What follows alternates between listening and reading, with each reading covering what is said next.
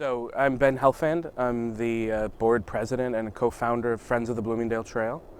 And me and my colleagues have been working on this project for about a decade now. After the fire, the city gave permission for the railroad to put tracks at grade. There was no embankment here, and they put it, at street level, on the street, on Bloomingdale Avenue.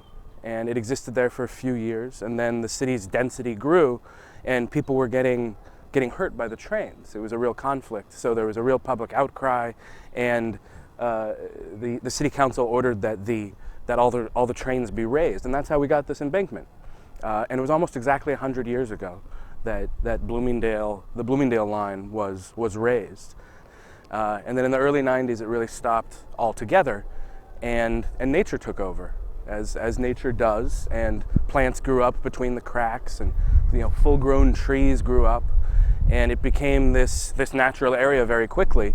And I always say that the first people to discover it were people in the neighborhood, kids probably, who went up on this embankment and started treating it like a park, like a little thin forest preserve running 3 miles along this unused embankment.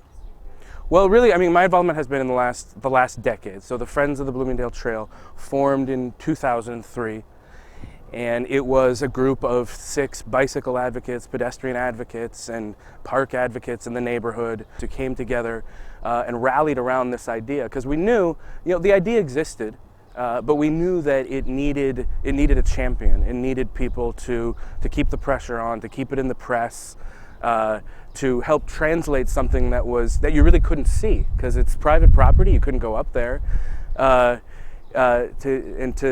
help people imagine what was possible. As you go up and down the trail, you'll notice that many people have used the Bloomingdale walls as a canvas for a number of years, and some of the beautiful murals that you see date back to the 1970s. So it was very important to us that art was really part of the thinking of this trail. And just on the other side of the wall where we're standing is a mural that the Chicago Public Art Group did a number of years ago with youth in the community. And what we love about that mural is they chose the Bloomingdale Trail. So they do a timeline of what the Bloomingdale Trail is, where it's been in its history and in the planning and what it's going to be. And it was really wonderful to see, as this mural progressed, how many people came out and became part of the process beyond the kids that were actually enrolled in the program. So for it to be successful, there has to be stewardship, and there has to be stewardship during the design, during the construction, and then when it's open. So we are building in opportunities for doing outreach and making sure that people in all 4 neighborhoods, Logan Square where we're standing, Humboldt Park, Bucktown, and Wicker Park, are really brought together through this planning process instead of being separated by this physical wall that's run between their communities for over 100 years. And so every single one of these access parks and neighborhood parks, I think of as like a root, coming out of a nice tree, holding this trail in place. And it's this big earthen embankment, and it's 16 feet tall, which is tall, but it's not a sky rise. So you get incredible views when you're up there, and you get to see the city in a new way. But you're also just steps away from these wonderful neighborhoods. Exactly. So I think it's very exciting.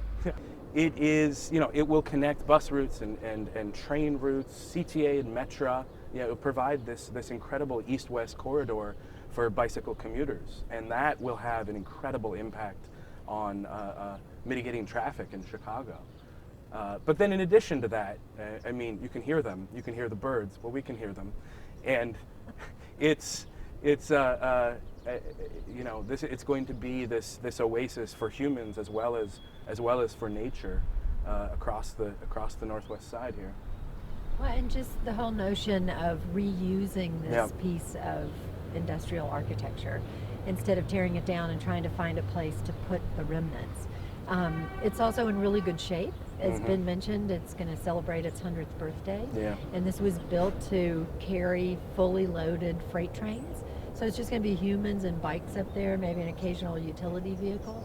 So just being able to reuse that material for today's purpose is quite sustainable. The core principles throughout the design and engineering has really put sustainability at the top of the list. And again, reclaiming some of these spaces for community parks and connecting them. And also, there's been really interesting conversations around stormwater detention and drainage. And again, because this is a giant French drain, there's not going to be the problems in people's basements that you might see with new construction. So as far as an environmentally sustainable project, we think this is, an exemplary example of that.